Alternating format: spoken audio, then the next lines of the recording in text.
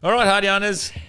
Today we were joined by everyone's favourite, Corey White. Wouldn't say everyone's favourite. Well, not everyone's favourite, but our listeners love a bit of Corey. So there's my daughter there as well, just popping in to say good day. We're giving Dad a hurry up. Yeah, hurry up, Dad. We've got to go.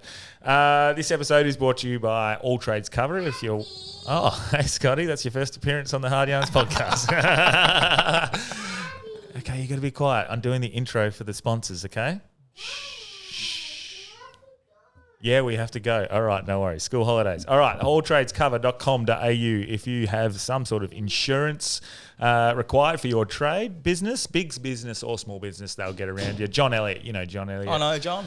Fucking, he's a good man. I'm going to get him back on over the next couple of weeks. We'll have a couple of rums and talk some shit. Maybe you want to come on for that one. And yeah, no, he's a lad. I like John. Have a bit of a laugh. I think he's going to tell us some good travel stories of his Playboy era. So that should be a bit of fun. But yeah, alltradescover.com.au. If you want to get some insurance, hit them up. They'll give you a good quote. And a lot of listeners have actually been hitting them up. So thank you so much for that. And just mention the Hard Yarns because it helps us. Also, this episode is brought to you by Kahuna Golf. Kahuna Golf is the brand that I'm wearing right now, actually. If you see that right there, Kahuna. It's a fucking good hoodie. It's good for working out. It's that flexible, stretchy Speedo sort of stuff. So you don't just wear it for golf in the cold. You wear it for jogging and gym or whatever you want to do. But also, I'm wearing the hat as well. Fuck, how serendipitous. You know what I always say? It's an old saying. Never wear something unless you're paid to wear it, Corey. You heard that saying? Look, mate, Cameron Branch ambassador, mate. Good for you. If you're rinsing it for money and they've got ethical production of their products, I mean, I don't care.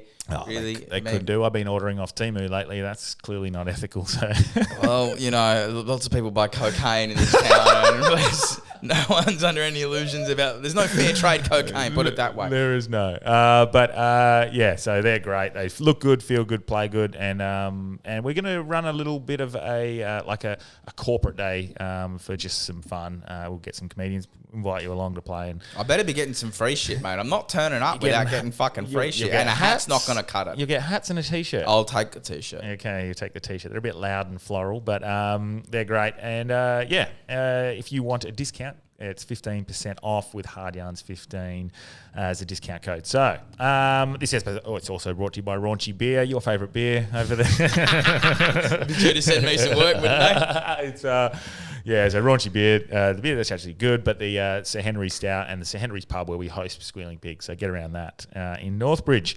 But yeah, we were today joined by Corey White, and first time you've been back on since sort of quitting the comedy, I guess. Yeah, no, life as a lawyer again. Interesting, got a few yarns, but a bit of a meandering talk, cover a few issues. Yeah, and, just a nice friendly conversation on a Friday afternoon. Always like a good reason to knock off early on a Friday, mate. It's always a delight to have you on. Had a good chat about a little bit about Assange, a bit about the election stuff, and but it was just a good catch up. We talked a lot about comedy actually. Which was good. So, and my daughter is giving me the hurry along. So we're going to get into the episode. So without further ado, let's get home. Welcome to Hard Yarns Podcast. I am fucking fat. Anything Chris White says, please disregard it. 5D is actually a state of being. It's a unity consciousness. That was Hard Yarns with me, Frankie Rose. So I'm going to throw it over to your co-host, Daniel Delby. And Cameron Branch. I would do this and then I'd gong. Free in attendance for the millions listening at home. Let's get hard. Hey, thanks so much for coming back on. It's been a while. Has been a while, mate. Yeah, I think it was last year sometime. Yeah, you've had a bit on. But first, I just wanted to. It was so good. I liked seeing you last night. I told you that after. Yeah. Thanks, mate. Appreciate that. That was a fun show. Hey, actually. Yeah. Oh, look, it's my favourite show anywhere. The Gong Show. I felt so happy on stage last night. And I've recently, and I sort of touched on this last week, but I've taken away some of the divorce jokes and stuff like that. I'm past that now. I don't need to do them. And I did a full gig with it last Friday night without them. it's a sign of a man who's healed his trauma. I feel like it. Yeah, move past it. yeah. Like you say, you know, like you write and think Well, about what we feel. And look, maybe one of them was a bit vicious and scathing, but the rest were like in jest. And I'll probably keep a couple of those ones that are just fun stuff. Like that's more about me than anything else. But getting rid of that has made me feel better about my comedy. That's good, mate. Even just last night, just going straight up and telling jokes, and fuck, it felt good. Getting a couple of applauses, and you fucking crushed. Yeah, I was stitched up for the money. That show, what I love that show is a great example of why democracy doesn't work. Yeah. And why women shouldn't be allowed to vote. Mate, did you see, as we got on stage for the voting, they've gone, where's the girl? Where's the girl? All the girls in there were like where's the girl? Because she left. It's so partisan on gender lines. She was great. What was her name? She's in town. She's an actual comedian. Yeah, I only caught the end. I came in a little bit late. About 30 seconds in, I was like, oh, she's not an open micer. And I said, Squirrely, who's this? I haven't seen her. And he's like, nah, she's not from WA. She's in town for the lounge. So, okay. You can see her. You can tell in the first 30 seconds if someone's any good. 100%. So, but mate, it was. I don't know. You're tightening up for a gig coming up soon. I don't know if you're allowed to talk about that, but yeah, that was great to see. And I think I said to you, I was worried about. I can't remember if I said it to you, but I've definitely said it to someone else, maybe Chloe. And I was like, music was the way that we sort of you could hear artists express their thoughts on current events. That was what it was, and it feels like music's changed. And there are artists and musicians that still express themselves and what they think they want to see in the world. But generally, it's become pretty bland, the music these days. Very sanitized, and that happened after the counterculture movement of the 60s and 70s. 100%. And so because we don't have that anymore, I feel like the arts, comedy is one of those areas where we get to see people stand up for the things that they believe in, and then put a bit of a twist on it, an entertainment twist on it. And you were one of them, and I was really upset when you said you were going to step away. I understood why, and obviously you're back into law, so you have to be careful and toe the line. But seeing you last night, it fucking made me smile. Thanks, mate. Yeah, no, it felt good. I'd just been doing a few of those gongs, and Rog testing some new gear, interspersed with a little bit of old, as you saw last night. But it's been really nice to, be away from stand-up, mate. Like, it's funny, like, so many of my friends have like, it's like, geez, mate, you look really well. And I didn't realise how deleterious stand-up is to one's mental health. And having time away from it's been to me really good. And, even friends who are, ostensibly living the dream, I know aren't, and, as happy-go-lucky as I am at the moment. But, it's each to their own, mate. And, I'm very glad I've gone back to practice law. It's I love way more as a lawyer than I did as a comedian. You've got a gleam about you. And I said this to Mush last night, not specifically about you, but I'm seeing it amongst a few people. Cam, who was on the other night, I've noticed he's been away from comedy as well, just doing quizzes and just doing his own thing, getting happy. Maybe it is just get away from comedy and you'll be happy. I'm telling you, and I've said this numerous times, but it is the most toxic circle and industry to be in. Who would have thought the law is less toxic than stand-up? The law is a dream compared to stand-up. But do you know what the chief reason is? Is because it's a meritocracy. And it's not gate-kept by talentless losers, and people have a common purpose and a shared passion, I guess, or, values. And, I've got really good friends in the law, and I don't have that many friends in stand-up. And that was what I found, one of the sadder things about, that was, common purpose, or, everyone's not trying to lift each other up. It's tear each other down. I feel like there's a good group of comedians that I've definitely tried to keep around that are all supportive. They just want to see that one person do really well, or each other do really well. And you always have that jealousy if you see something. Like I got it with Delby doing Asta. I'm sitting there going, should have asked for a spot. Like, he's one of my best mates. On this topic, I'm going to throw him under the bus here. Yeah, go on. I was having a chat with Wolfie last week. Yeah. And I was telling him, how successful, James McCann's been going in the States. Yeah. And I told him, and he was like, yeah, it's good, so good. fuck, man, you shouldn't have told me that. And it was like the most insulting thing I could have said to him was to talk about someone's success and that I was happy for them. Mate, and Wolfie said it before. He's like, it could have been me if I was just sober. But maybe that's the kick up the arse he needed to get sober, because he's been sober for I think 2 months now, maybe 3 months, whatever, for however long. But fucking wish he was sober in Melbourne. yeah, yeah.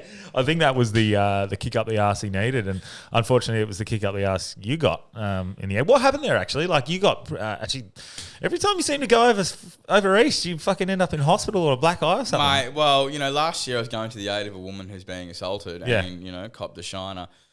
And, still get called a misogynist, funnily enough. Yeah. And this year, look, it's currently before the courts. But, I got a punch in the back of the head that I didn't see coming. And I don't ever hit me in the back of the head or in the face, mate. But, the last thing I remember was turning around and then waking up with Andrew Wolf and ambulance personnel standing above you. That's not a great thing to wake up. Imagine you've been unconscious for a number of minutes and you wake up and the first thing you see is, man. Oh, mate. I feel like... Love you, Wolfie. I said once to Wolfie, I feel like... Because he's like, I'll take you through DMT. I'll be your guide. And I was like, I couldn't think of anyone worse. And now actually, I think he wouldn't be... The worst thing you could see him doing is that. He's been unconscious and waking up to him. I do love Wolfie. But, actually, I've just experienced the... And Wolfie listens, so sorry, buddy. But I've experienced Wolfie's manic over the last few weeks trying to set up this room. And, now we're on the path. We know exactly what we're doing. We're turning it into a little crush box. We've just gone, right, let's just pack it down for a few weeks, get it set up right. Because, ECC, you remember how it was set up with the stage there? We're not going to use the stage. Where the old entrance used to be is now like a little coved area. We're going to curtain that off, put it along, and it's going to fit the same amount of people. Low ceiling. It's going to be a little fucking crush box, 60, 70 people in there. And yeah, nice. Might be the only gig in town I can do. No, mate.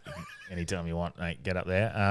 It's going to be, I'm happy now. We'll stick to monthly initially and then slowly build and then make it a fringe sort of hangout for hopefully for the comedians. Beer garden at the back, do showcases out there. And on a side note, Matt, how did you enjoy Tucker Carlson the other week? Well, mate, we've got to be cautious because our last episode got taken down from YouTube for talking about the conference. I appealed it. It's still on Spotify and iTunes and whatnot. Isn't it a beautiful irony, though, when, they're talking about the issues of censorship and the importance of free speech. And it gets censored. What the fuck? I mean, it's out... It's astonishing. And the clips were very clearly censored as well. You could see, or maybe not censored as such, but no, it is a form of censorship by not putting it out there as much. De-amplification, do you know what I mean? Suppression. Yeah, 100%. It's a similar form. It's just a more muted form. Yeah. So, look, I'll have to go back and listen to that episode. Most episodes become a bit of a blur a couple of weeks after we sort of had them, but I don't recall really being too controversial. More just talking about the people were there and the people that were... we did talk about the election stuff, the fraud that... what's his name? Dinesh D'Souza. Yeah, we did discuss that theory. We didn't say it was true. We just said it was very interesting and it was pretty damning. Didn't damn any team, really, except... I guess you could say it was because the people who were putting it in the drop boxes were wearing masks, so it probably aligns them to one side. But we didn't. The thing it was taken down for was medical misinformation, and that's very interesting because we've done a lot of episodes on that, and the medical misinformation that they cited was Delby at the start saying a joke at 2 minutes and 32 seconds into the podcast where. We said hard yarns 15% discount, hard yarns 15 for Kahuna Golf, and then Delby went 15%. That's lower than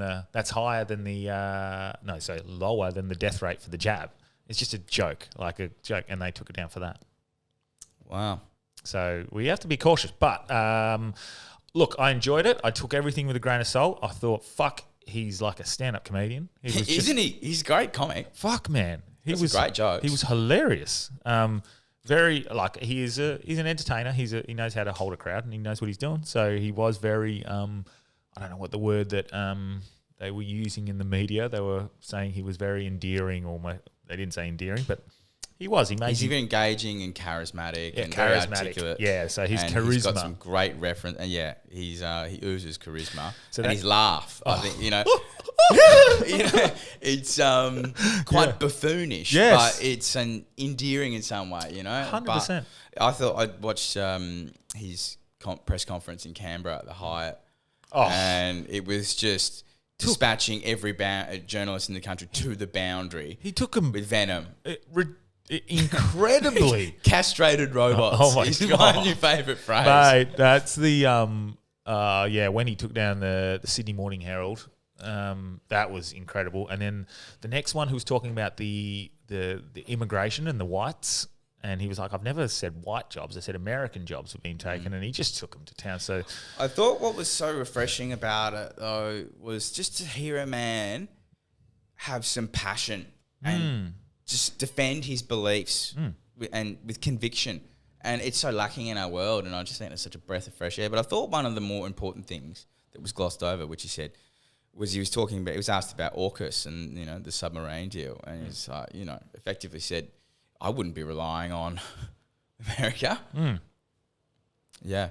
Yeah, it was pretty. I took nothing but almost come together out of his speech. Like, well, do you know what was so funny is when we were getting there, see the who's who in the zoo lining up. Yeah. There was a girl, and she'd rocked up on her bike.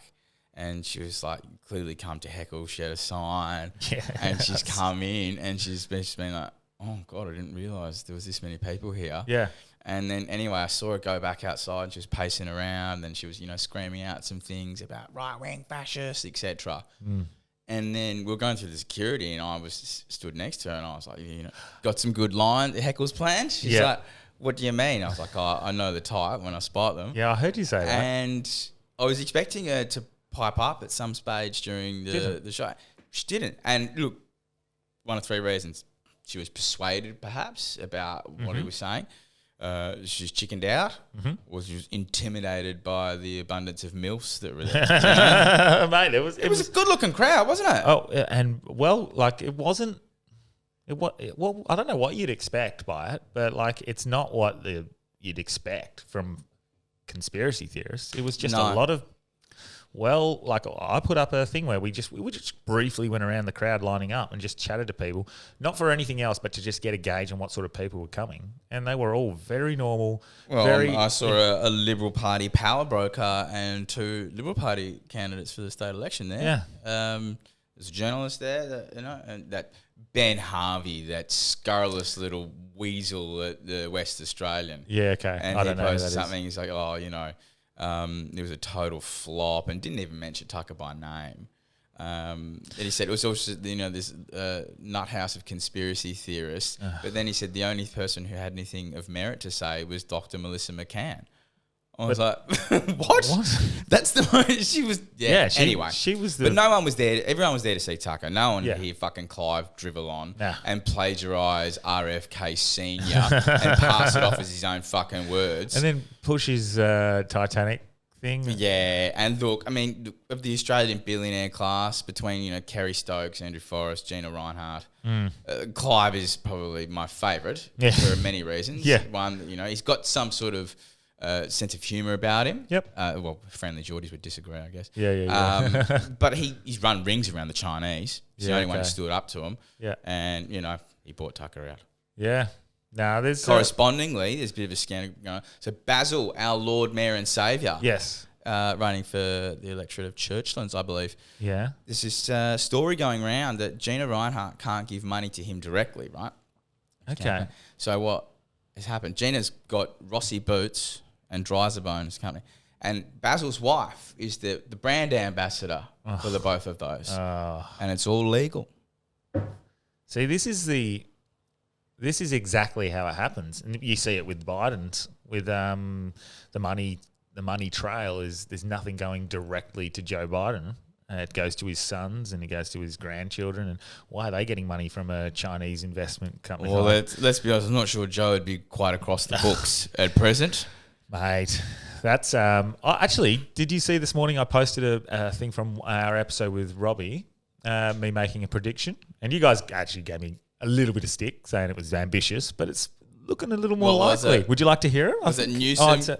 It was the fact that I felt They'll have to replace a candidate? I got it slightly wrong. I said that both candidates would be facing prison sentences. Only one of them is. I still think Joe Biden should be facing some sort of criminal charges for his Burisma shenanigans. But that aside, I said that they would be facing prison. I also said they would replace Biden with Kamala, and then in very short terms, they would realise that she's illiterate and replace her with Gavin Newsom. So it's not like now in hindsight, it's not far off. I don't think they're going to go. It's not close either.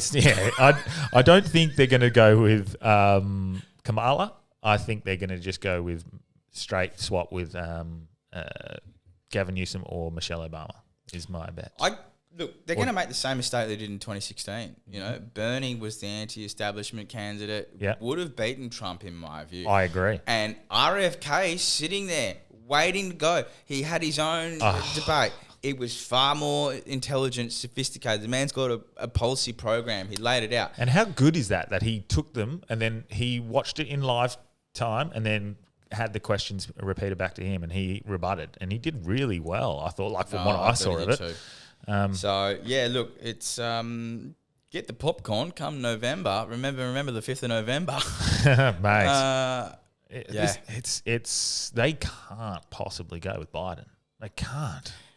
Well, what I found so funny was the fact that, you know, the mainstream press has been running all these stories for the last few months about his mental acuity. He's never been better. Yeah. He's the best, most analytical and sharp they've ever seen him. You know, okay, he has a bit of a bad day now and then, but he's still, you know, across it. He's compos mentis. Yeah. And then the harmonious shift straight away. Like, it was a coup, really. What were they expecting? CNN was so shocked. And now people are asking, like, you know, Karine Jean-Pierre, is that it? Karine Jean-Pierre? The press secretary, they're like, is there an issue with his like CNN and the mainstream media are asking, is there a cognitive issue? Has there been tests? Are you going to do any tests? And she's just saying no, flat out, no, this was a bad day. No, this wasn't a bad day. This was not a bad day. Yes, it was a bad day for them, but do you know, it was so it was a funny bad day because now everyone knows. And it's like, well, what else are you hiding? Do you know what I mean? I think, it's an astonishing thing for a man to have dementia and be the president. What's worse, I feel, is Jill Biden saying, Joe, you did so well. You answered all the questions. And then she's on the cover of Vogue magazine. Like, that's going to help the fucking... I mean... What sort of wife is she, though? Surely if your husband... She's got an enduring power of attorney and she's just making all these decisions for him. It is a shadow president. That's what it is. She knows she's, basically a shadow president. But the thing is, I feel like if I had a wife and she was the president of the United States and I could see she was clearly struggling. She was suffering herself physically and in health. I would be like, okay, I think it's time we call it quits anyway. You probably need to step aside. But also just from a point of view of like you're suggesting that it's okay to have someone in charge of the system that's clearly not okay. It's clearly not of sound mind. And that suggests to me that she's just wanting power herself in certain ways. And it's not really, I don't see it as from a husband and wife point of view, I feel like it's just really poor from her. Cruel. It is cruel. It's very undignified to see someone go out like that. I'd never felt... But, you know, it kind of reminded me of the later stage of my grandfather's life, you know, the stare, you know, that just... Yeah. It felt... I never thought I'd feel sorry for Joe Biden, but I was watching it and I was like, we are watching this poor bloke having an episode in over 4 years. I mean, the video that the Trump campaign rolled out immediately after was. Which one was that? The one that was just the split screen and it scored to that music and the facial expressions and. Have you seen him actually? The comparison from 2019 debates where and now, and you're like, whoa, there's. And even then, cognitive decline. Yeah, it's very evident. Oh yeah, and even then, I was like, no, mate, he's not right. Like he's already fucking cooked when it comes to he's a what do you call it? He's leveraged.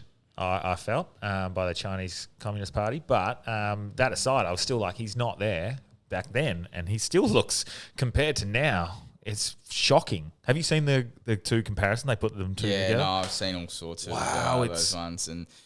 That is scary. Well, it's astonishing. I mean, it's like the country is run by the bureaucracies behind it, not by the president. And it must have. It's just a bloke they stick in front of the teleprompter to garble words into a microphone, and it's quite frankly very sad and frightening. Yeah, it is frightening. He's it's pretty crazy. But I don't know. I really don't know where it goes from here. I'm hearing a lot of rumblings from the right sources that I follow that the Democratic Party is basically just trying to get rid of him anyway. There's a big group that realise they can't win with him and they want him to step aside. You never know what happens. But they're probably. I feel like Michelle Obama is the one they go for. What experience does she have? I mean, I know. That's I agree. Ridiculous to me I that agree. Michelle Obama could even be considered. I agree. But I guess Donald Trump, that people would have gone, what experience does she? I guess business maybe. But yeah, then you're literally going, it's a popularity contest. That's what it is. It's fucking silly.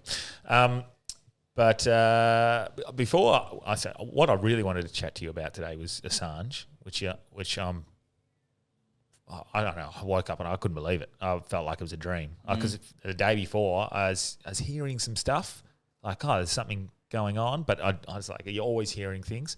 But for 3 or 4 weeks, it was just like, look, it looks like he's going to get extradited. Potentially, he's got a couple of things happening. But I woke up like it was fucking. It felt like a dream, man. Yeah, well, look, I don't want to toot my own horn, but I do recall saying on this pod some time ago that, the only way I could ever see it happening was by that quiet backroom diplomacy. Mm-hmm.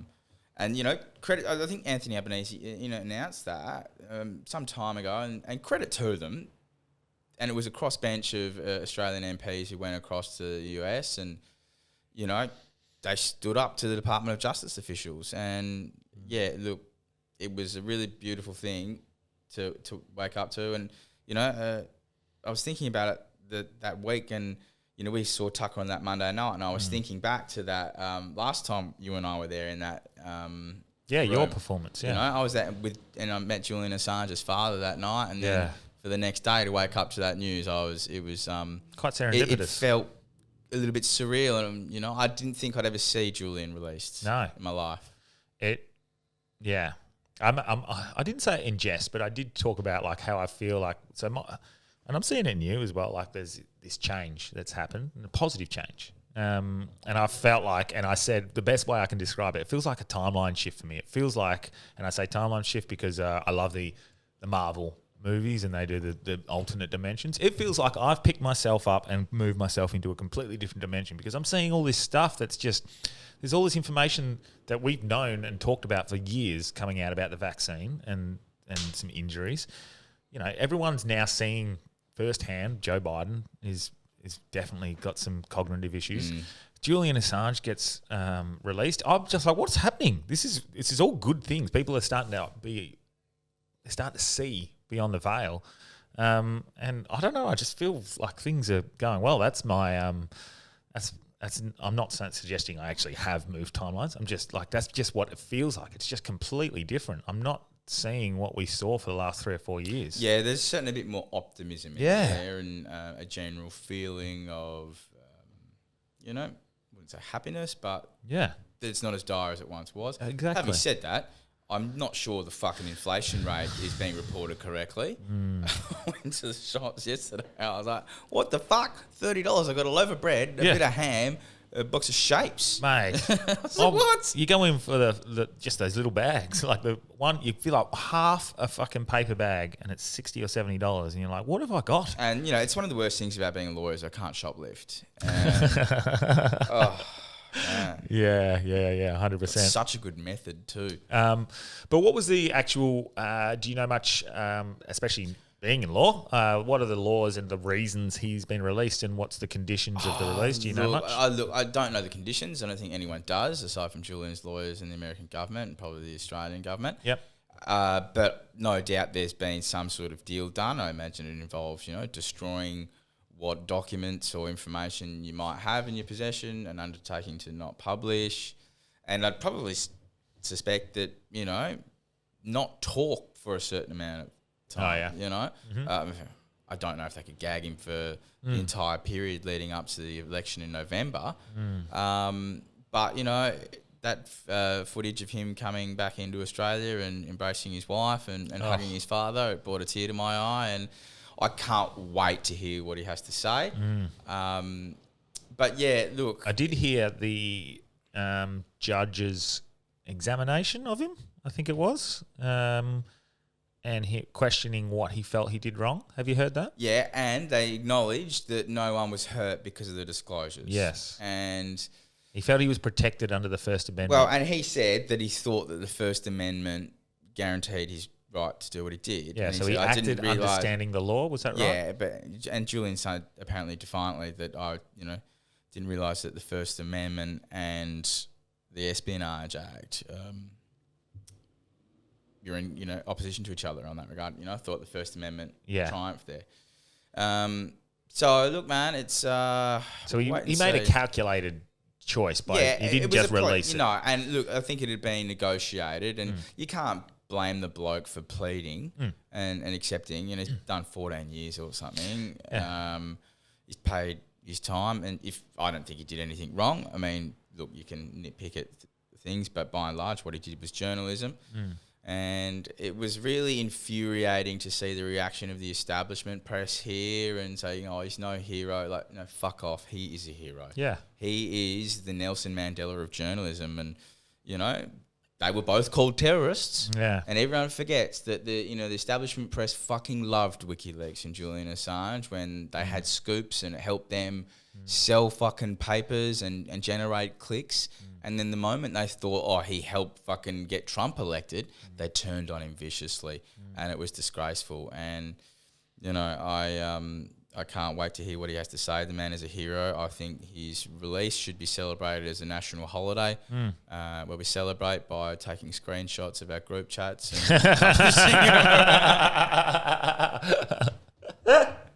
Oh, fuck, that's good. I mean, they say the truth will set you free. So fuck off. No, it will. won't. I mean, you teach your kids to tell the truth. Well, I mean, do that at your own risk. And meanwhile, Dave McBride's sitting in a prison in Canberra for disclosing information that led to the Afghanistan war crimes inquiry and the Brereton inquiry. Really? And the only person who's been punished is the guy who told the truth. This is the country we live in. And while I think Julian's free, but gosh, they've got to fucking pardon or release David McBride. I mean, it's disgraceful what's happened. I've never understood what I've never understood in that regard is like when there's a leak, for example, or there's some sort of leak. It always ends up being it's not the leak and the information that has been leaked that gets investigated. It's the people who leaked the information. So that always ends up being the bigger story instead of like, well, look at the Hunter Biden stuff. For example, like they're trying to find out who leaked that information. Oh, it's Russia or blah blah blah. Instead of fucking look at the information first and go, wow, that's damning. Look at the Hillary stuff. That's damning, not fucking... Yeah, but it's all the wilderness of mirrors to distract and deflect and flip the script. And this is what, I mean, we talked about the Spotlight episode. Oh, yeah, so you mentioned it, and I haven't actually watched it, but I did see the... Channel 7 are devious cunts the way they edit things. I mean, Tucker's like, no wonder the Australians hate the media. I mean, there's these leaked audio tapes doing the rounds of the recording in the studio. Yes, very smart. Whoever obviously did that, what a phone, legend. Phone probably it would have been an audience member. They're probably going to get charged for leaking national security secrets now. But just that provisional, the provisional approval, the symbol, that sort of moment. And that fucking fat professor. I mean, you see the mashup, in 2021 is saying, oh, there's a 1 in 200 million chance, blood clotting with the AZ. Yeah. Then it's, there was 1 in 50,000 chance. It's like, mate, My mum's got something to say about that, mate. It's right, and just the gaslighting is still continuing to an extent. And there's Mum. So, and I will talk to you about this off air a bit more in depth. But Mum's just like, I don't know if there's any point me going through even trying to receive some sort of compensation. Just looks like it causes more pain and they don't get any money out of it. Look, and this is the thing about those redress schemes. They're designed to not be easy and to make people be frustrated and fuck off. I mean, the Department of Veterans Affairs, their unofficial policy is the 3 Ds: delay, deny, die. Fuck. Like, that's how cold the metric is. Yeah. So, look, it's... So my mum got away with it. She's alive. But there's had lots 12 of months of people who fucking... aren't. Yeah, exactly. So that's even worse. Mums can't get those 12 months back. She can't get the $60,000 or $70,000 lost in medical expenses. She can't get that back. And if she even tries to get some sort of compensation, I think once it goes over about $20,000, there has to be quite a rigorous investigation, and then it's just going to drag out so long. It's going to cause her more pain than it is worth getting the $60,000 or $70,000 back. And look, I mean, I wouldn't discount the fact that there may be some changes to that compost scheme. I mean, I think there has to be. Surely. When there was you got people like Karen Phelps, who, was on Spotlight, yes. former president of the AMA, her and her partner were both injured, and they had some choice things to say. What I can't fucking understand about her, though, is that she continued to promote it in public, including for children, after she'd had the vaccine injury. Fuck. So, what? Yeah. Can you please explain your rationale for that? So, yeah, mate, look. Fear. Is it fear? It's something I've tried to not think about too much anymore, though. Do you know what I mean? Like, and you remember what it was like, and, I said some pretty crazy things on this podcast at the height of that. And I stand by everything I said, and I'm proud of it. But, it's much easier for me to leave that. And I don't want to forget about it by any stretch, but I was immersed in that. Yeah. And I definitely agree. And it was not fucking good for you. Yeah. And we paid an enormous social cost, an enormous personal cost. And, I think I have an air of quiet vindication, and people, without telling you, admire or envy the position that you took. And, it's... It is what it is. It's done. It's time to move forward, and hopefully something like this never happens again. And if not, I'll tell you what, if it fucking does, though, and anyone who's got a Ukraine flag or a fucking jab thing, and it's like, what I still can't understand is people who are so passionately saying, we've got to get a booster, whatever. I still believe it. And it's because they cannot admit that they were wrong, 100%. And they're fucking getting your 6th and 7th shot to keep up the charade. I know someone who's had 7 shots and has recently acquired COVID. It's just, what do you fucking do? Oh, mate, I don't know. But I take nothing but positives now out of the... It didn't seem it at the time, but I take a lot of positives out of those 3 or 4 years. Me too. Because it's created the person I am. Help me stay strong in my beliefs and trust my gut and exercise caution when it comes to your health. That's a perfect example. But I found like a different side of me through that whole process. I threw myself into faith in something higher and bigger than me, and not in a religious way, just something. I don't know what it is. You mentioned it in one of your last podcasts. You said you had some sort of change in the way you're thinking. I'm interested. How's that? Is that still a case for you? Was that the case for you? Like it was almost like an awakening for a lot of people in those 3 or 4 years. Yeah, well, I mean, for me, I'd come off the back of what happened at the 2021 Fringe and, been cancelled, etc. And Look, I look at it in some ways as a hero's journey, Yeah. and it hardened my resolve, and it sharpened my sword, and strengthened my spirit. And one thing I would not have been able to get through it without is my favourite music and art and literature. It was, and my friends, and I had some really good friends. I have some really good friends, and we were in furious agreement. We'd spend 2-3 hours a day on the phone together, and that was really therapeutic. But look, it gave me a level of peace in some ways and confidence. Peace is good. Peace is the word I use. But look, I'm at peace with how I behaved and my decisions. Yeah, 100%. I think that's something that's been thrown in my face a lot lately. Has been because I feel like that hero's journey. That's a good way to describe what I think a lot of people went through. They go through the dark times, and rise from the ashes and create this new strong person. And I feel like I did that for myself. And I had this moment after Wednesday night. Something so simple. I'd hosted a quiz. And it was just a good quiz. And it sounds weird, but it was just, I messaged Delby, it's his quiz that I host for him when he's away. And I messaged him, I was like, fucking best quiz I've hosted. I just had fun with the crowd, lots of laughs, good joy. And I felt great. And I just feel like the last month or so, I've been fucking killing it. Like everything I do just is good. And I was on this high. And then I pulled up at this petrol station next to this car, went in and I didn't have cat food, so I was getting cat food on the way home at 10 o'clock at night. And but I pulled up next to this car, and I looked I just caught the people in the car next to us, and I seen the guy in the driver's seat just fucking yelling and going off, like screaming. And I couldn't tell if it was his son or a friend next to him, and the friend just crying like hysterically in agony, and it seemed like he was at the lowest point that he could be at any point in someone's life. And I looked at the disposition between myself and how I was feeling, how that poor kid was feeling as well. And it made me realise something that Davey Rowe had sent to us the other day. Life's on a knife's edge, and it's you can enjoy the highs while you've got them, but at some point, inevitably, you might get to that point again. But some people can't find a way out of that, and they don't think it's going to disappear. They think they're going to be stuck in that.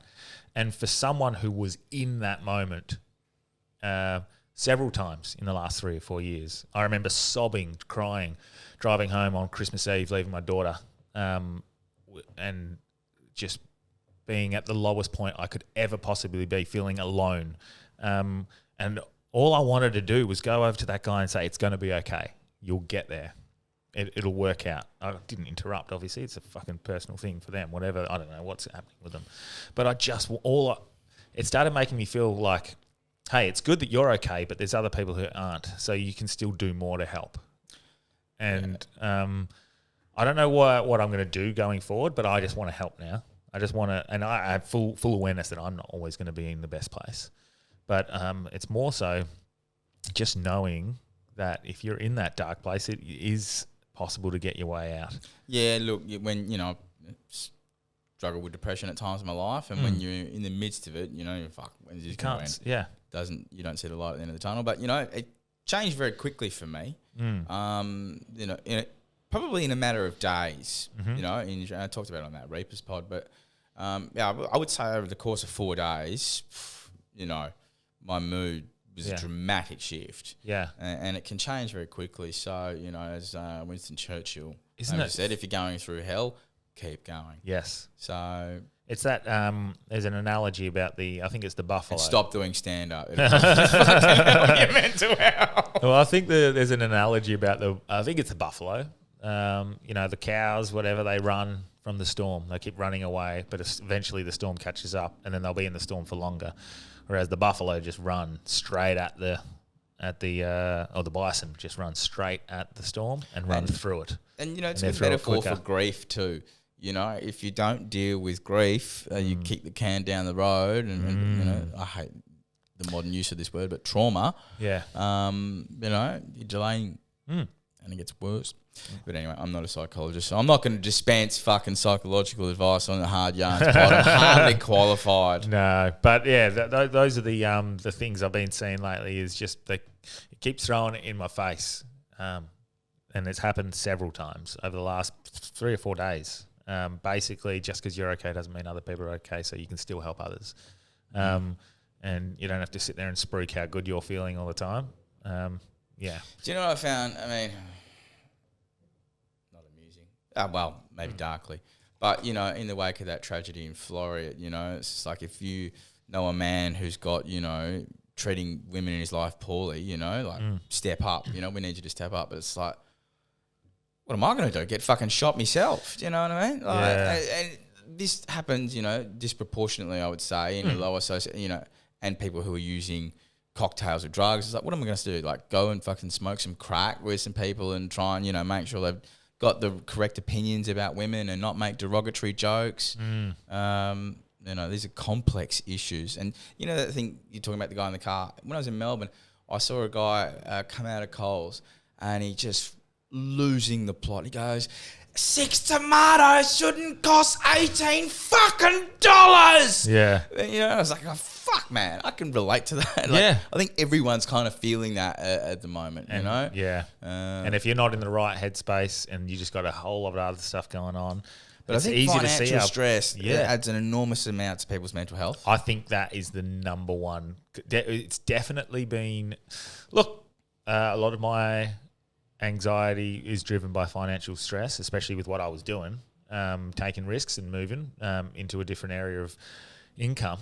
And by chance, I guess, maybe it isn't a coincidence. Maybe I am feeling good the last month or so because financially I've been a lot better off. Maybe it is. Yeah, maybe I've got a bit of a glow because I've got shares in Drone Shield. I said, I don't know, maybe 747%. fucking hell, Jesus. And I've justified it to myself by they're not using lethal payloads. They're a defense weapon, you know. So yeah, it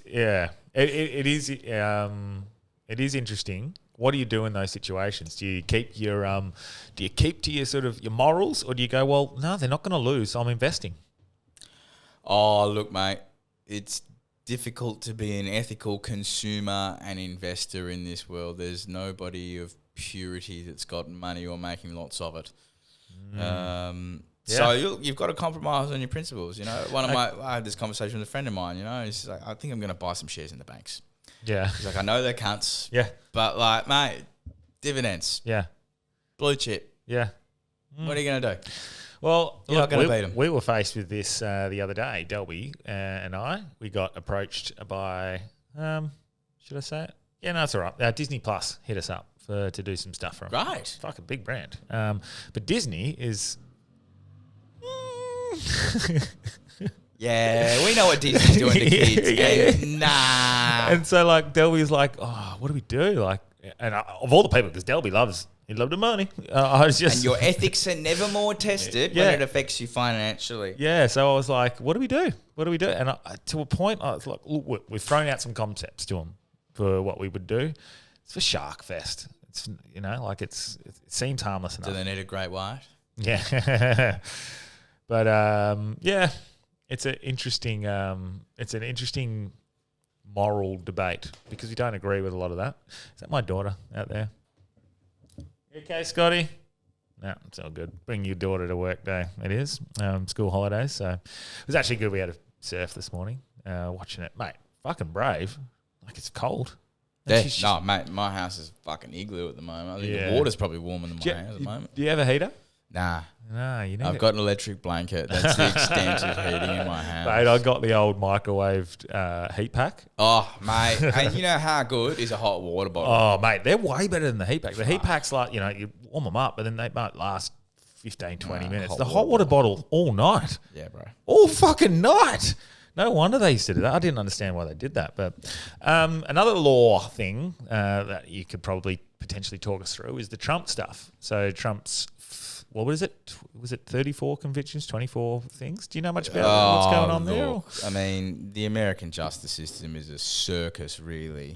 And the fact that he was prosecuted over those, essentially, they were white-collar offences of a very low end. I mean, I'm not fully across it, but I know that the judge allowed them to take a minority verdict and, it was a shit show, really, and a politicisation of the judiciary and the law. And I think that's when you're in Banana Republic territory, when the law can be weaponised against your political enemies like that. Yeah, it seemed, for me, it felt like I'm definitely Trump over Biden. I would have been RFK all in if and I still am to a point, but I just don't see it happening.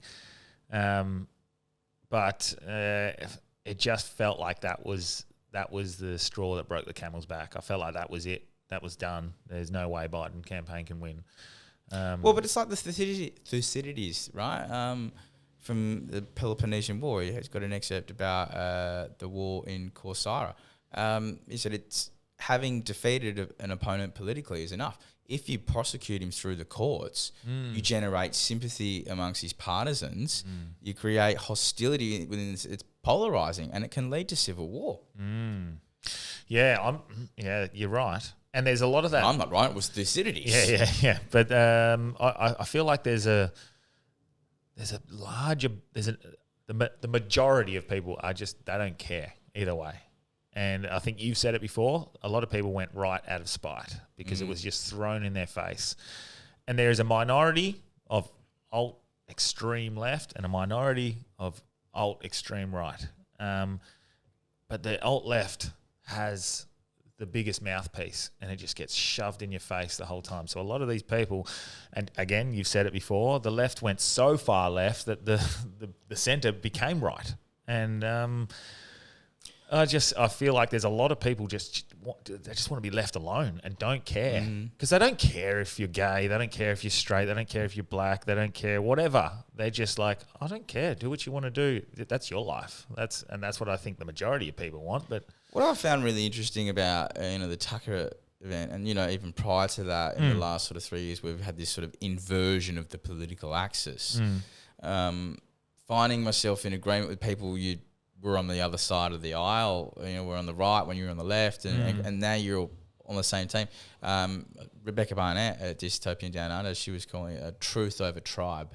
okay, And it's a great phrase, 'cause it's finding, these issues are so polarizing, but there's a whole lot of people who are just like, we haven't changed. Politics has changed, and we can coalesce around some core principles and these alliances.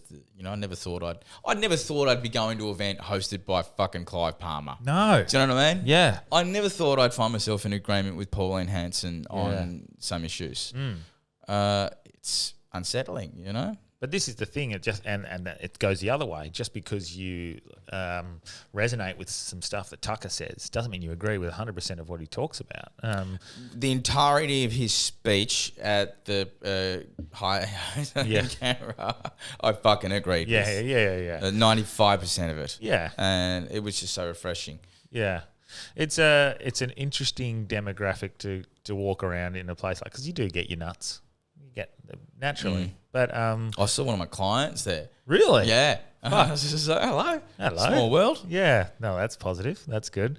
But I don't know that Tucker. I mean, the election fraud stuff was very interesting. McCann was that her Alyssa name? McCann, yeah. Alyssa McCann. Dr. McCann. Hers was incredible. I thought it was very well, and it was very logical and reasonable. And the evidence. Yes. She had the evidence. And she wasn't even suggesting it was bad for everyone. She was suggesting this needs to be investigated because there's some people who are really having some bad side effects. And to disregard like some of the, what was it, a 7 or 8 year old that she used as an example is just like a, nah. And Yeah, there were some heartbreaking case studies she included. Did she include the comedian? Girl from Melbourne, the actor. Yeah. Yeah, she did.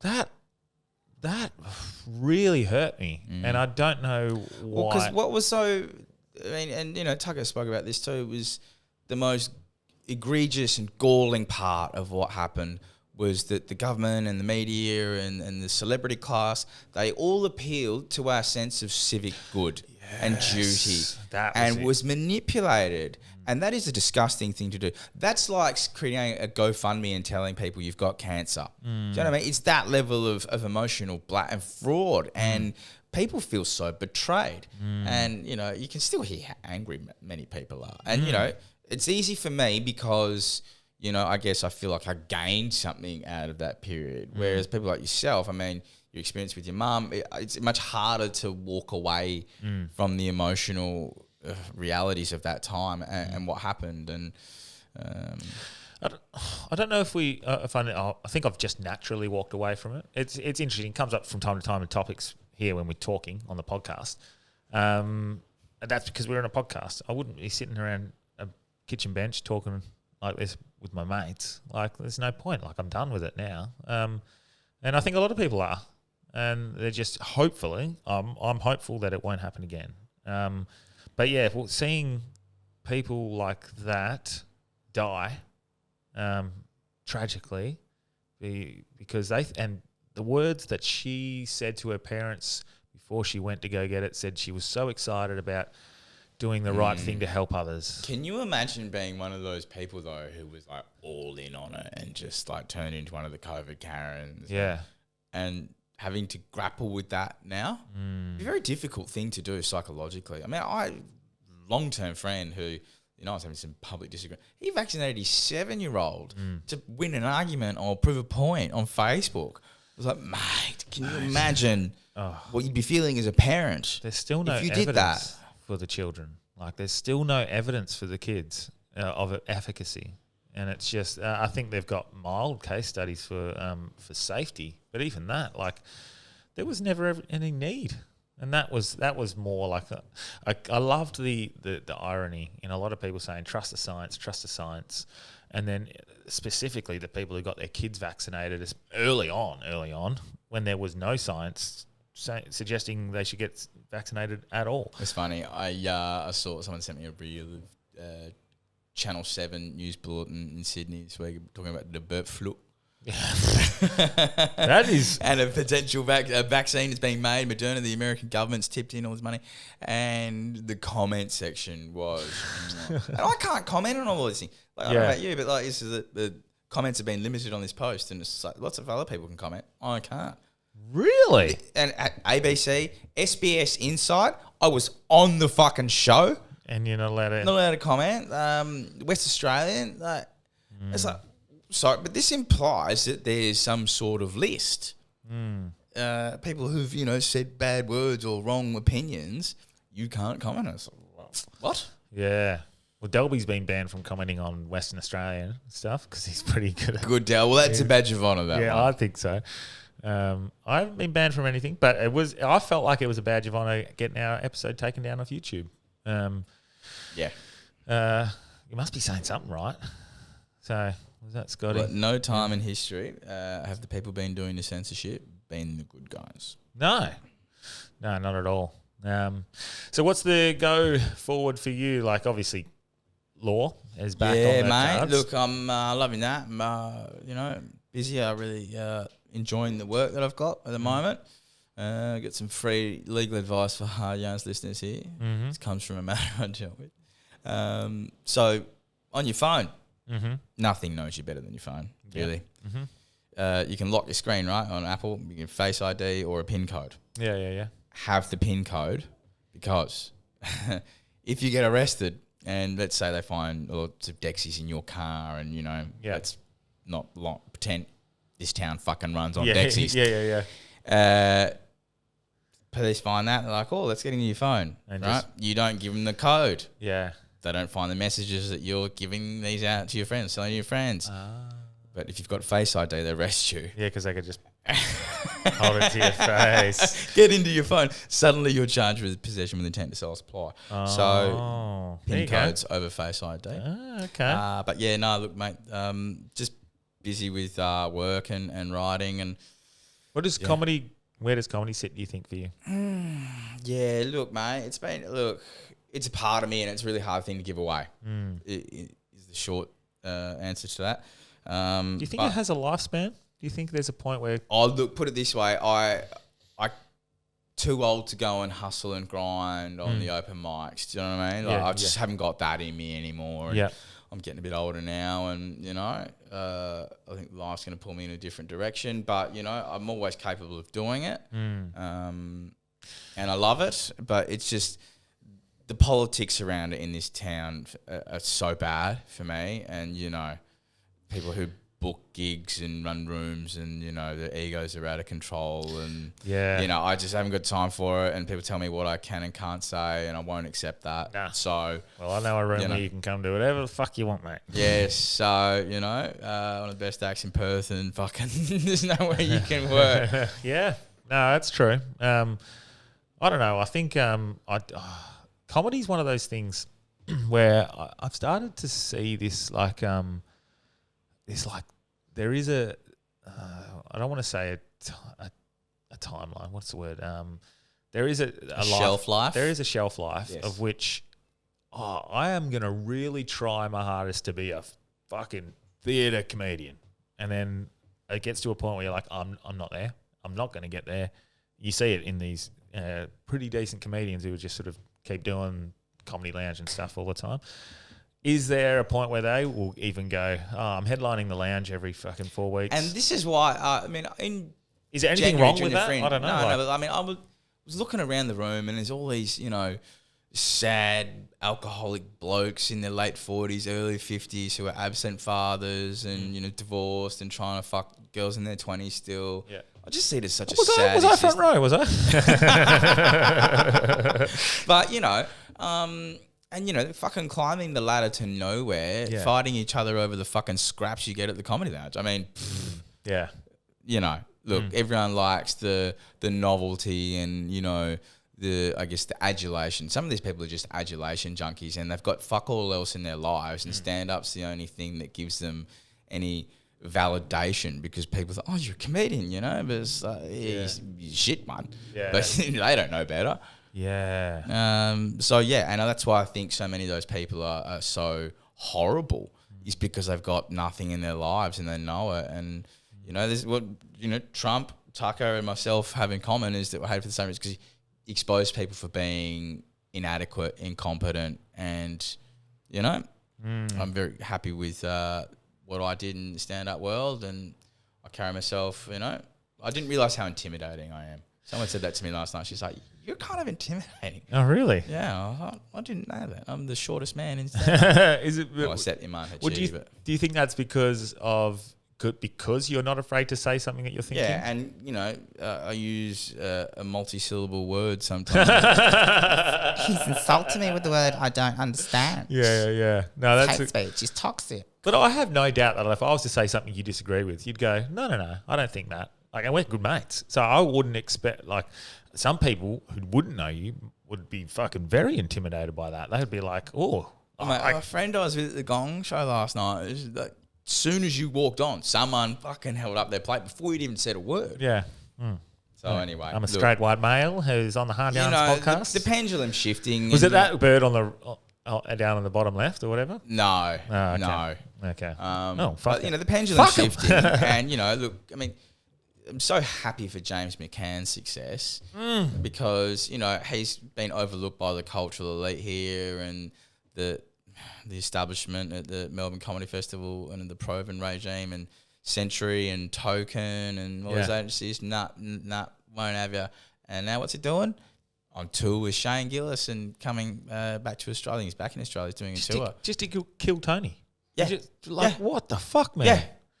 What the fuck? Blacklisted in Melbourne, by the woke-tard scene. And it's like, look, I'm just happy that, someone's broken through and it might open the floodgates. I'm looking forward to it. Because he was, and still is one of my favourite Australian comedians, probably my favourite. And for me, it's something as simple as I love his tone and cadence. I like that he speaks like this. I don't know why I like that. Yeah, he loves that. So, and I just don't like fool me once. I love that fool me once. That got me hooked on him.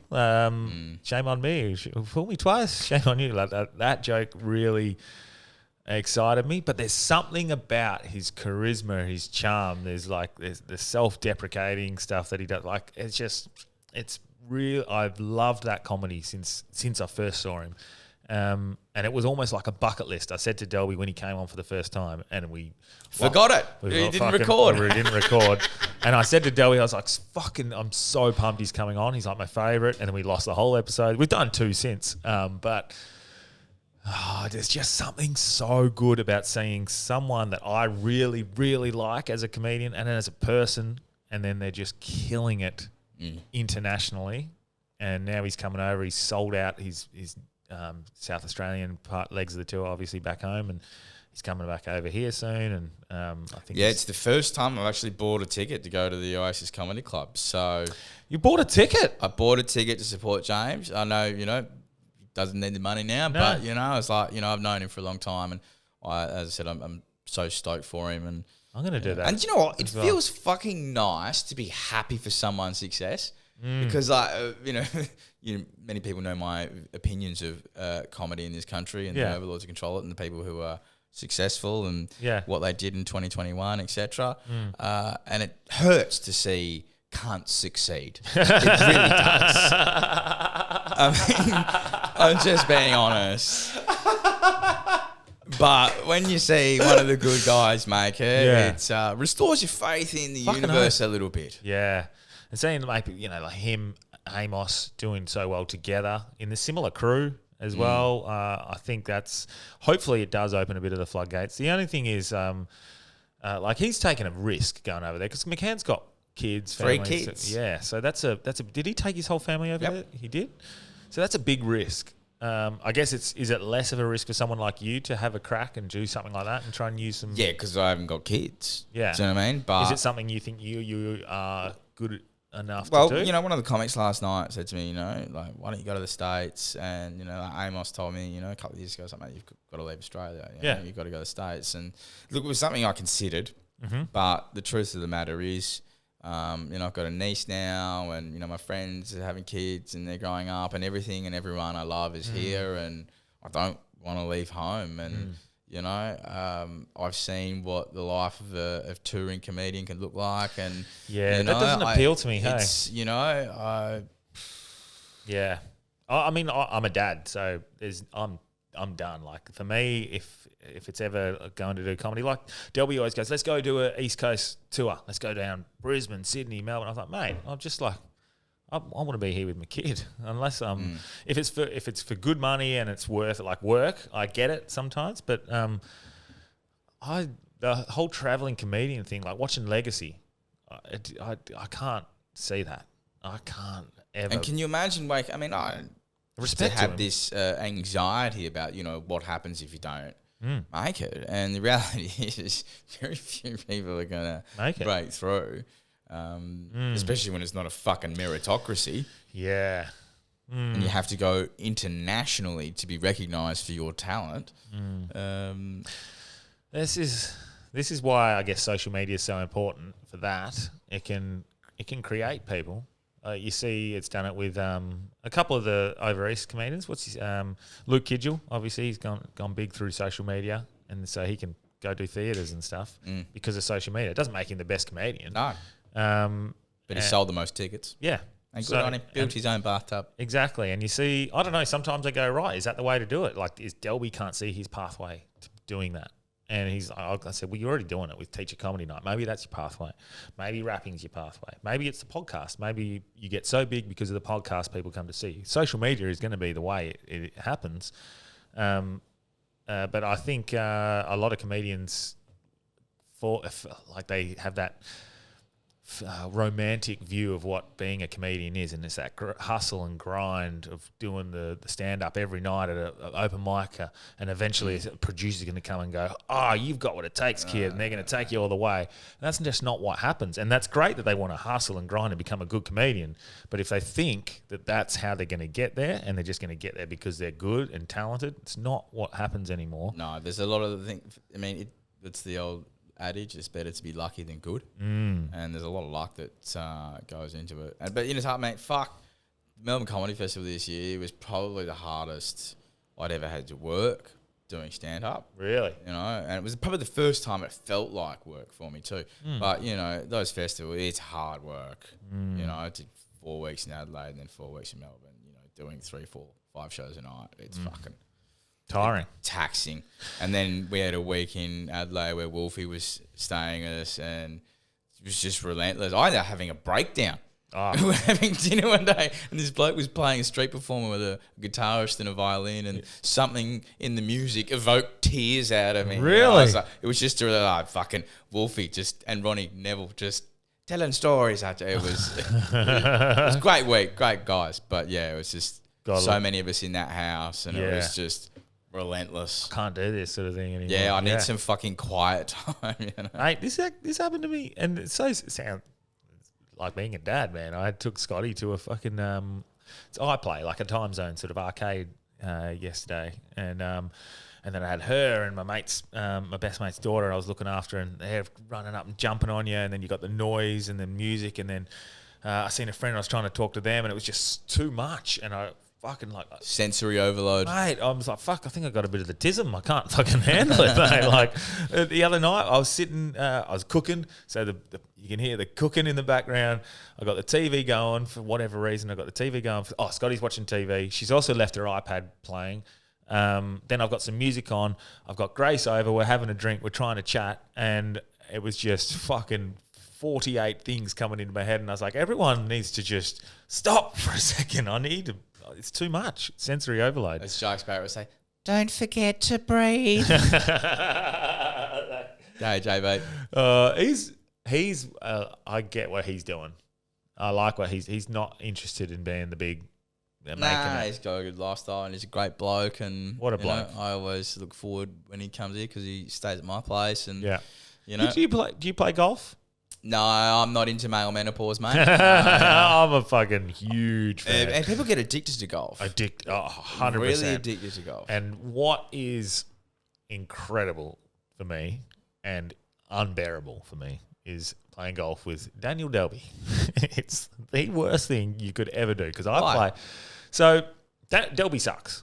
That's not what's hard to watch. Like, that's fine. Like, everyone sucks early on. He's played, 20 games in his life. He's always going to suck. I'm not great either. I've been playing for fucking 15 years and I'm not great.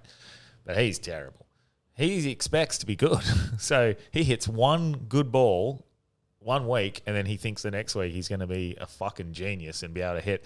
And he doesn't hit the ball and go, okay, all right, I need to fix this up. Let's finish out the hole. He'll start fucking... He wants to snap his fucking ball and fucking... Yeah, it's a frustrating game. It is a frustrating game, but I play to relax and I play to just get away. My phone goes away. It's quiet. There's no one around. Golf course is a beautiful place. There's trees. 100%. It's fucking good. Like kangaroos running around and stuff. It's a beautiful thing to do, and it's just an escape. That's what it is. Not there to watch one of my mates have a fucking mental breakdown. Fucking... He's like, I'm leaving. Fuck this. For 4 holes in, I'm leaving. And like these 2 guys who were shacked up with us the other day, I was like, they're here for a nice time as well. And they're having to you sort of have to, because when you can... Bad etiquette. When you're watching someone on the brink of breakdown, it makes everyone feel a little bit anxious. It's like, you want to go with they do a bad shot and you want to go, oh, no, not bad. You'll be able to...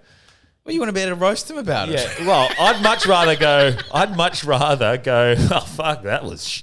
Like my housemate at the moment, Danny, he's massively into golf at the moment. Just somehow got him into it and he's addicted. And he's not great, but he's the opposite. Like, he'll hit it and he'll hit a shit one and I'll go, and it's fun. It's like that's what it is. This is turning into the fucking presidential debate now. So let's talk about golf. Was that not... That could be the highlight of my life, watching that. Watching them talk about golf handicaps. That's the highlight of your life, Branchy. That's a bold statement. I mean, I would say that if that's been one of the highlights... It would be the highlight of my life. No, it was fucking... That was the funniest part of the debate for me. It was just... all time. I was barely laughing watching that. And the best part when he goes, "That's the biggest lie of all." It's like, I had an eight handicap. That's the biggest lie of all. Like, I just fucking lost my it's shit. a parody of democracy, isn't it? Yeah, it is. But anyway, what are you gonna do? Yeah. Well, what can you do? Do you have any predictions for the election coming up? Not really. I mean, perhaps some sort of chaos. Oh, yeah. I mean, I can't see either side accepting the legitimacy of the other. But look, I can't see the Democrats winning without engaging in covert means. But, it doesn't matter who wins. The establishment's still in charge, I think. Yeah. Do you know what I mean? Everyone forgets Trump was on the vaccine. Yeah. Indicted Julian Assange. Yeah. That happened under Donald Trump. So, two political parties. One. Well, look, I mean, Trump is a threat to, I guess, the establishment, but it's still a competing power base that's all very rich people. Do you know what I mean? So, but anyway, it's great entertainment, and I'm looking forward to it. But no, I got no predictions, mate. I think on our level, I think at a state level, the Labor Party's going to lose the next election. And I think they might lose the federal election too. Really? We're in that bad a position. Cost of living's fucking ridiculous. So you always blame who's ever in charge, not the people who set it up. Yeah, well, not people who pumped all that fucking money into the economy. Yeah. Anyway, but yeah, no, mate, no predictions. I'm just enjoying each day as they come at the moment, and trying not to get too immersed in the world around me, and just concentrate on my own little bubble. Yeah, that's good, Nice. man. I like to see it. Like I said, it was good to see that. You looked like watching that last night looked fun. Yeah, and I don't know if you look like that during Fringe. No, like as I said, it kind of felt a bit like work at stages for me during that period. And, it's one of those things, it's very hard to mask how you feel, because your body language, you can't control to it unless you're very, very skilled at it. I mean, I've lost that ability to, conceal how I'm feeling. Yeah. But, I went behind it and, you can tell how I'm feeling just by hearing my voice, I think. Yeah. You can hear my mood and my tone.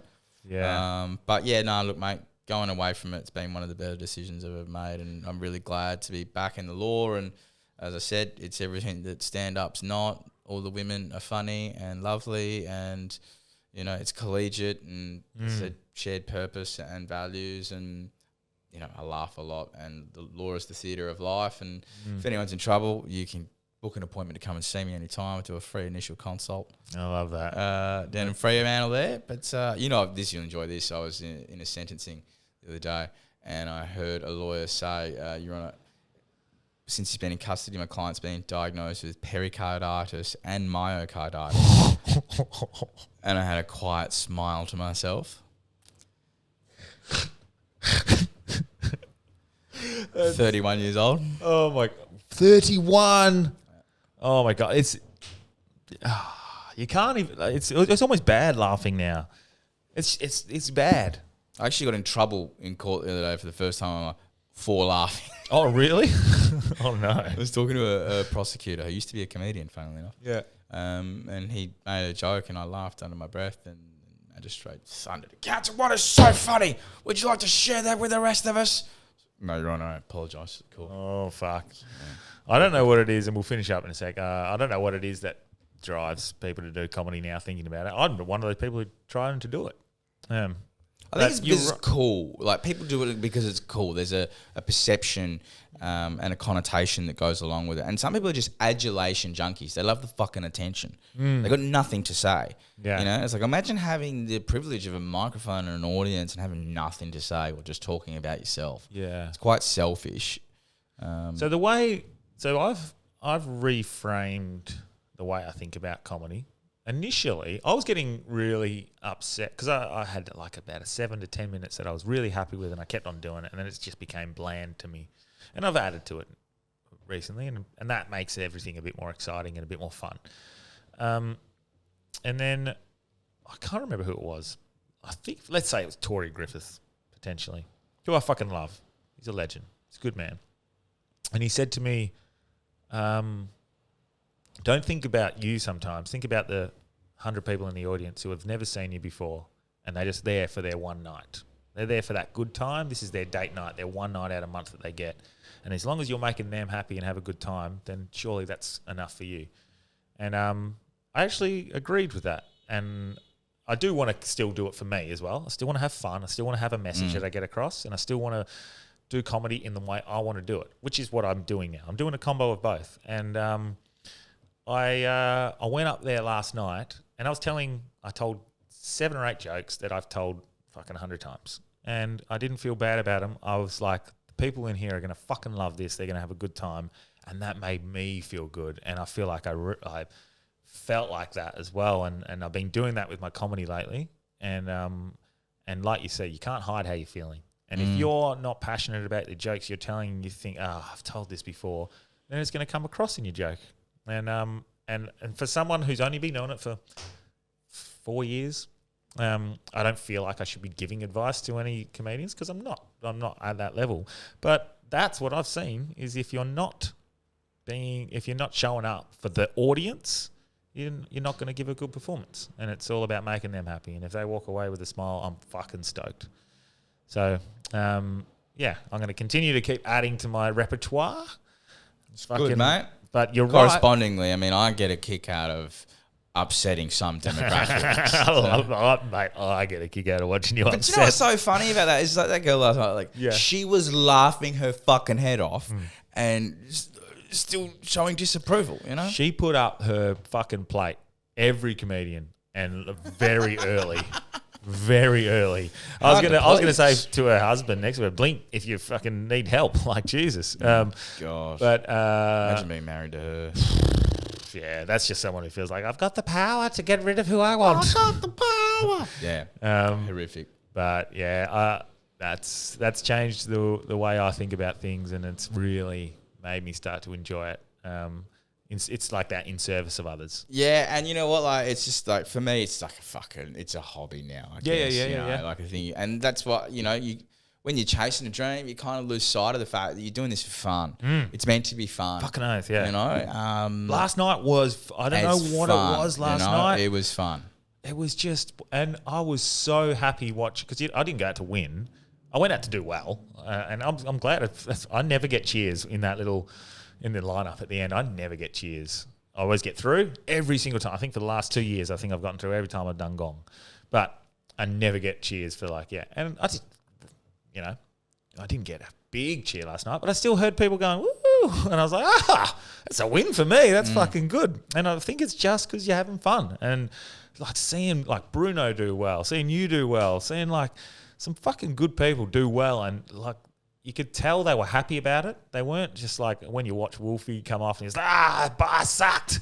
You're like, mate, you fucking did well. Enjoy it. Like, I like watching people be happy about doing comedy now. And not just about enjoy anything you do. Do you know what I mean? And it's infectious, I think. Fucking also, oath. Highly transmissible variant of joy. Fuck yeah. All right, I've got a daughter rolling around outside out there. Is there anything else you want to chat about before we bugger off, or anything you want to plug? Or you have a couple of interesting stories? Just, I've got some wicked stories I can't tell yet, but because they're kind of full of courts. Yeah. I'll tell this story though. I can't mention the name, but anyway, I was in a meeting with a senior detective who's close to retiring. He's like, mate, you're a comedian. I was like, yeah. He goes, do you know so-and-so? Well, I said, yeah. He goes, oh, it's my sister-in-law. I said, oh, my condolences, right? And he's like, you don't think it's funny then? I was like, nope. And he goes, mate, every fucking year my wife drags me along with my mates to a fringe show, and for the last 10 years has not made me laugh fucking once. Right? And he goes, how does it work? I was there all over the Melbourne Comedy Fest and, ABC. But like, they all suck. What's going on? I said, mate, well, look, imagine that they found the most dumbest cunt copper, conformist to the government likes, and they made him the police commissioner. And then he promoted all of his fucking idiot friends to the disgruntlement of the ranks. He goes, I fucking completely understand that, Corey. Right? So anyway, I mean, his copper get along really well. Having a good old laugh. Anyway, it turns out we get on so well. I put a submission to him to, discontinue a couple of charges for my bloke. Yeah. And he's agreed to it. And the streets are less safe because this person sucks at stand-up and fuck the Melbourne Comedy Festival and fuck the ABC. Classic. I hope you smile when you think of me. Classic. Well, if you need representation... Hard Yarns listeners get a... Just kidding. I don't do fucking discounts for anyone. Oh, fuck. A 15% discount code, yeah. I'll talk to the boss. Maybe we'll see what we can do. But, if you are in trouble, come and see me. I will have a yarn to you off air to see if it is worth my mum, pursuing anything. But I've got nothing really to plug. If you want to come see me, I'm at Paddy Malone's every Wednesday night for Delby's quiz, which is fun. I just talked about it then. Where is Paddy Malone's? Joondalup. Joondalup. So Yeah, for okay, the- a bit of a hike for me. Yeah, so for the northerners, for the northern fucking monkeys, which is full of a lot of English people up there, it's great. It's a lot of locals and a lot of regulars. So, if you want to come see us. And then Squealing Pig Comedy, we've just put it off till the start of August, first week. And I think at the start we're going to go back to monthly. And it's going to be the first Thursday of every month. And then just as winter ends, we're going to go back to weekly. I think that. I'll keep everyone posted. Aside from that, thanks you so much for coming on. Thanks Always for a having pleasure me. to have you, mate. And I think one thing we can both, and everyone can agree on, is fucking great that Assange is out. And that's one thing that I really wanted to chat about, mate. So thanks for coming Thanks on. very much, mate. Cheers. Take care, all your listeners, and be good to yourselves. Love it. All right.